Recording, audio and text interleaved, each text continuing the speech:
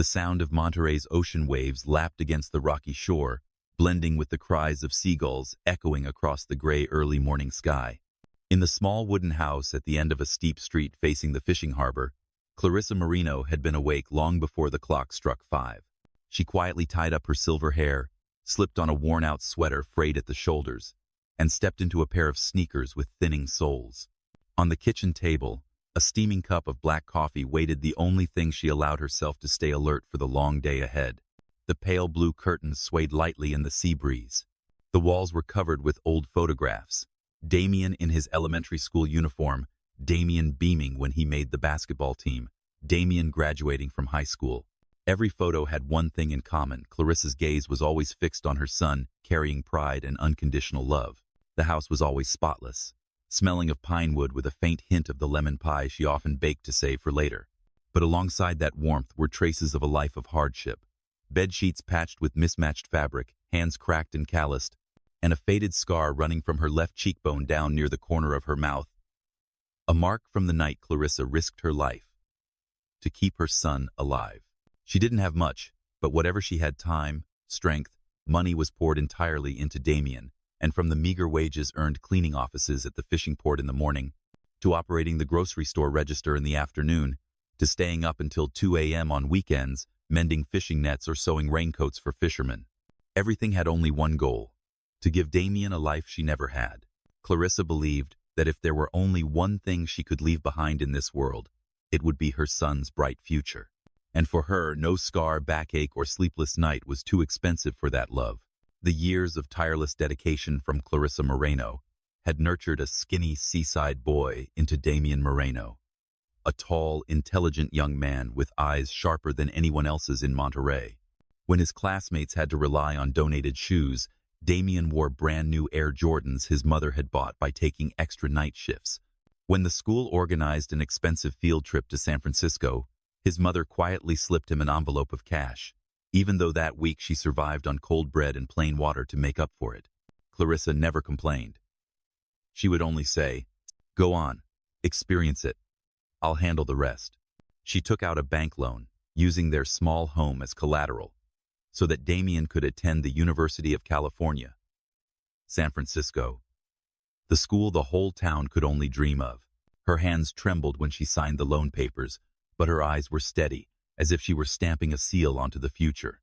4 years later, Damian graduated with honors and joined a major real estate corporation, earning a salary Clarissa could never have imagined. He wore Armani suits, a Tag Heuer watch, and drove a sleek black BMW along the coastal road back home to see his mother. On those visits, Clarissa would always wait by the window, wearing a flour-dusted apron, beside a stove simmering with braised seafood stew and a golden lemon pie set on the table. When her son walked in, she would look up, her eyes glowing as if every sleepless night, every callus on her hands, and the scar on her cheek were all worth it just for that moment. Damian would sit and tell her about big contracts, lavish parties, and wealthy friends. Clarissa would listen, smile, and silently think, "I did the right thing. It was all worth it."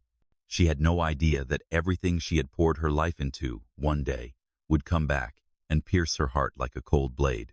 The sun poured over the Monterey Sea on Saturday afternoon in a golden hue like honey.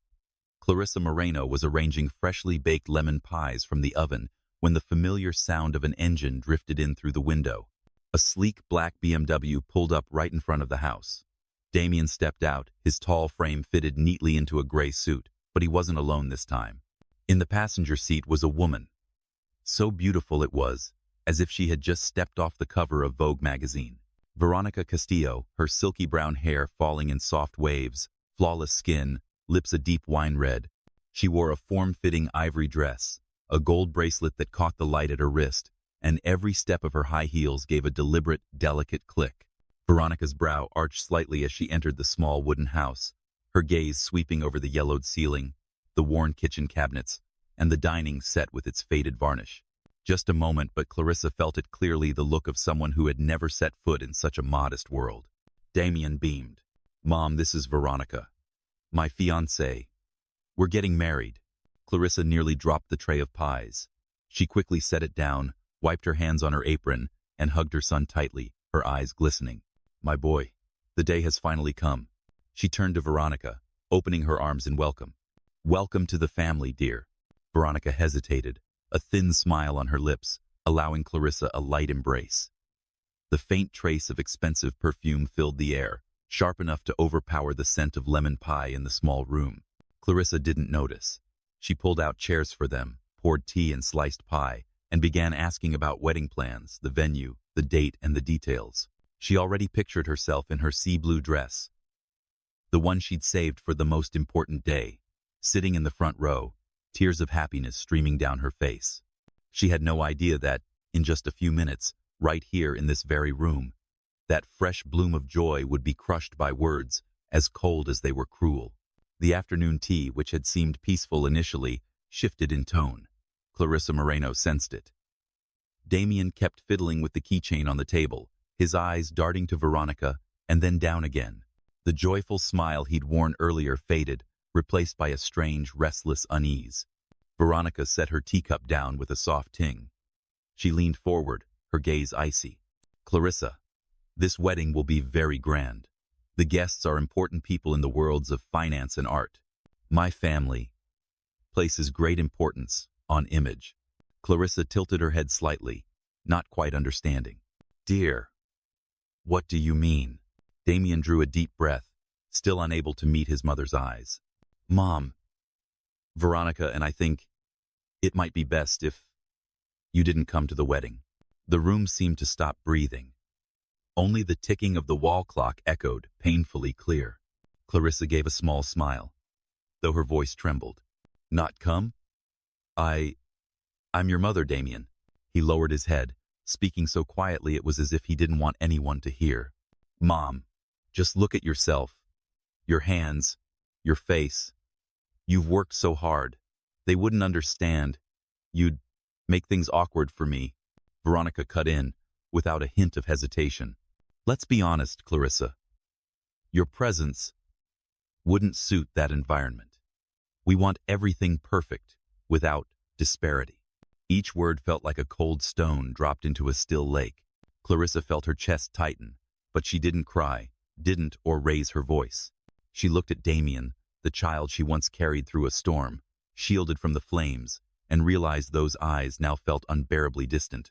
She set her teacup down, stood, and spoke a single word. All right. Her voice was flat, but deep within, a fracture had just formed, one that would change everything.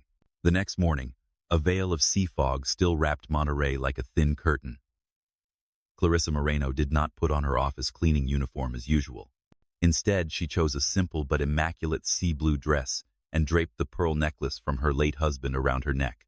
She walked into the city's central bank, the sound of her shoes tapping lightly against the marble floor. Everyone there knew her, the woman who had spent a lifetime depositing every modest paycheck into the account labeled Damian's future. She didn't approach the teller counters. Instead, she lightly tapped the polished wooden door marked John Herrera, branch manager. The salt and pepper-haired man looked up in surprise. Clarissa, haven't seen you at this hour in ages. Is something wrong? She sat down, her voice calm but as sharp as a blade. I want to close the joint savings account with Damian Moreno. Transfer everything into my account. John froze. That was the fund she had built over decades. Are you sure?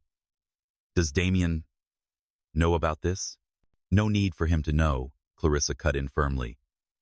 Also, the credit card in my name that he's been using, cancel it today. John looked at her, seeing clearly a storm beneath the composure. He nodded without further questions. Leaving the bank, Clarissa headed straight to the office of attorney Marvin Diaz, the man who had once helped her write her will. When he heard her request to remove Damian from her entire inheritance, Marvin was momentarily stunned. Clarissa, this is a serious decision. What happened? She stayed silent for a long moment, then slowly touched the scar on her left cheek. Her voice dropped as she recounted the night flames roared through the seaside apartment, the thick choking smoke, the crackle of burning wood, and how she used her body to shield Damian, breaking through the fire to save him. Clarissa's eyes gleamed when she finished, not with anger, but with a cold, clear peace. He thinks this scar is ugly, but I know. It's the only reason he's still alive. If he doesn't want this woman by his side, he doesn't need her money either. Marvin sat silently, picked up his pen, and signed the amended will. Clarissa entered the street, the midday sun glinting on her silver hair. The sea beyond was still blue, but inside her, the resolve was as final as a receding wave never to return. On the wedding day, the San Francisco sky blazed with golden sunlight. In a five-star hotel by the bay, the banquet hall was draped in white orchids, crystal glasses glittering beneath grand chandeliers. Damian Moreno stood at the head of the aisle in a perfectly tailored tuxedo, his smile beaming toward the rows of VIP guests. Some 200 kilometers away, Clarissa Moreno wore her sea blue dress, but not to attend a wedding. She sat quietly praying in the third row of a small church in Monterey. When the pastor concluded the service, she walked to the church kitchen, rolling her sleeves to help the volunteer group prepare lunch for the homeless. The hands that had once raised a little boy now carefully placed loaves of bread and poured steaming soup bowls. In her eyes, these were the guests most worthy of being welcomed with her whole heart.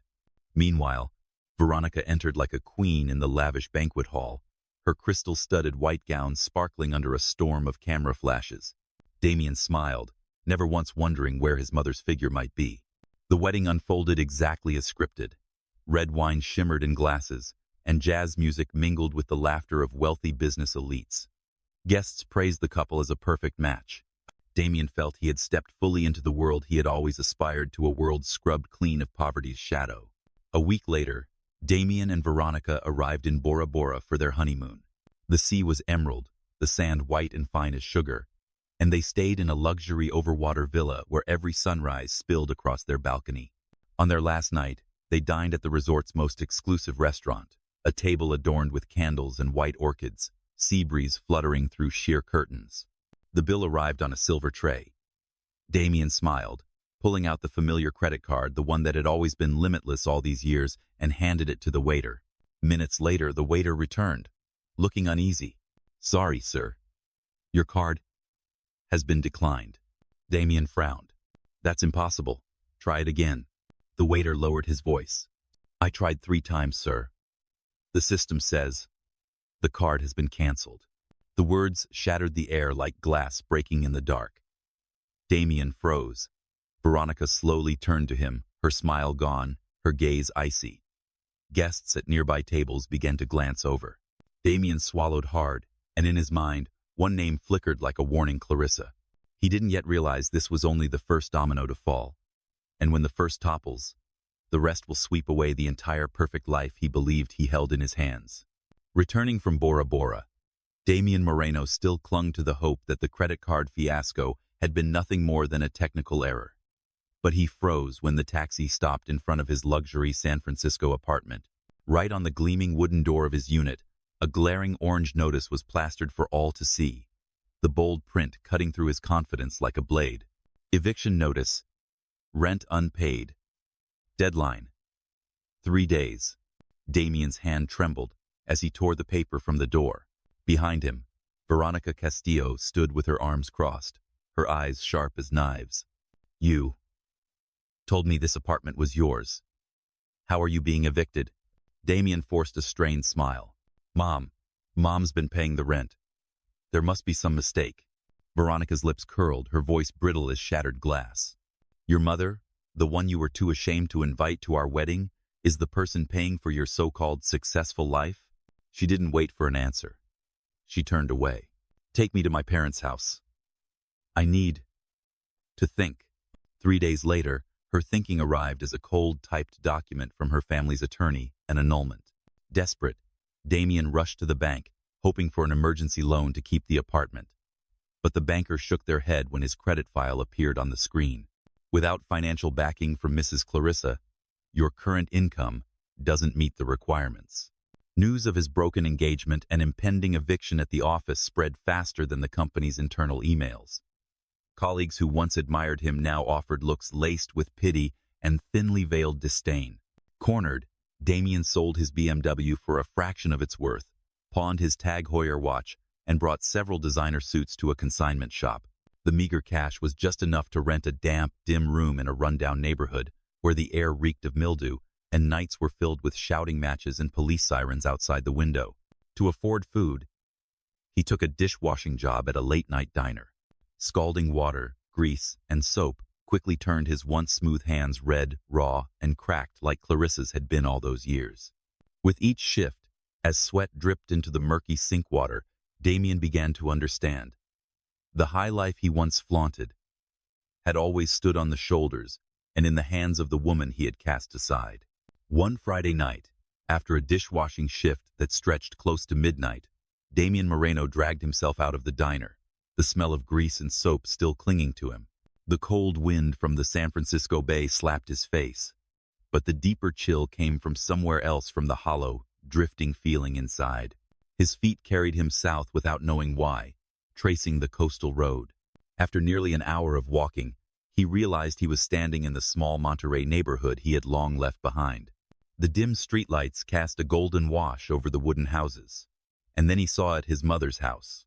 The living room window was slightly ajar, warm light spilling out, and a rectangular golden carpet was painted across the sidewalk like a silent welcome. Through the glass, Damian saw Clarissa Moreno seated in her familiar armchair, a sea-blue knitted blanket draped over her legs. In her hands was a worn book, and the desk lamp cast a soft glow over her silver hair, each strand gleaming like fine threads. Her face was serene, as though every storm of life had long passed her by. Damian stood frozen, his chest tightening. In that moment, memories of the fire when he was 6 flooded back in sharp detail: the thick black smoke, the crackle of burning wood, and his mother's arms wrapped tightly around him, shielding him from the flames. He remembered how he had once placed his tiny fingers on the scar on her cheek and whispered, "You're my hero, Mom." Now, he felt like a traitor. He had rejected her, called that very face ugly, and deemed the hands that had saved him rough. Tears welled up, but Damian couldn't bring himself to knock. He knew that a single "I'm sorry now" was far too small for the wound he had caused. If he wanted forgiveness, he had to become worthy of it. He turned away, disappearing into the night, leaving behind that glowing window, where the woman inside was still the calmest harbor he would ever have. The next morning, Damian Moreno stood in his damp, musty rented room before the mirror. The dim light from the window fell across a gaunt face, sunken eyes, and disheveled hair. Staring back at him was a man he barely recognized, not the star of a real estate firm, not the dream son-in-law, but simply a man rejected by his mother for being unworthy. He knew he couldn't go on like this. An empty apology would mean nothing if he remained the same person. If he wanted to earn back his mother's respect, he had to start from zero, using only his hands. Damian quit the dishwashing job and joined a construction crew on the outskirts of San Jose. Work began at 5 a.m. and ended only when the sun slipped behind the Santa Cruz Mountains. He hauled heavy sacks of cement, cut steel, and mixed concrete daily, and stood for hours under the burning sun or in the biting cold rain. In the beginning, his hands blistered and bled. His back ached so much he could hardly move. But slowly, Damian adapted to the brutal rhythm. Muscles hardened, and his calloused hands became the mark of real labor, not a life of indulgence. He lived with extreme frugality, cheap sandwiches, tap water, and a room smaller than his old one, but clean and quiet. Each month, he set aside an envelope labeled "Repayment for Mom" and never touched a single cent inside. As time passed, Damian paid off the honeymoon restaurant debt, cleared his pawn shop loans, and reached a point where he depended on no one but himself. And in the most exhausting nights, lying on his narrow bed surrounded by the faint scent of damp wood, he would close his eyes and see Clarissa sitting by the window, the warm yellow glow of the desk lamp framing her silver hair. That image was the lighthouse guiding him through every storm. He made himself a silent promise. One day, I'll come back not with empty hands, but as a completely different man. One autumn afternoon, the Monterey Bay breeze carried the incredible scent of salt as Damian Moreno stood before the familiar wooden house after nearly a year away. He wore a simple button-down shirt, khaki pants, and worn work boots. In his calloused hand was a small envelope, his repayment for Mom fund, grown thicker each month of labor. He took a deep breath and knocked. Slow footsteps sounded from within, and then the door creaked open. Clarissa Moreno appeared, dressed in her sea blue knit dress. At first, her eyes flickered with surprise, She almost didn't recognize the man before her, leaner, sun-browned, and with an entirely different look in his eyes. Damian's voice was rough, as if speaking louder might shatter the fragile courage holding him together. "Mom, I'm sorry.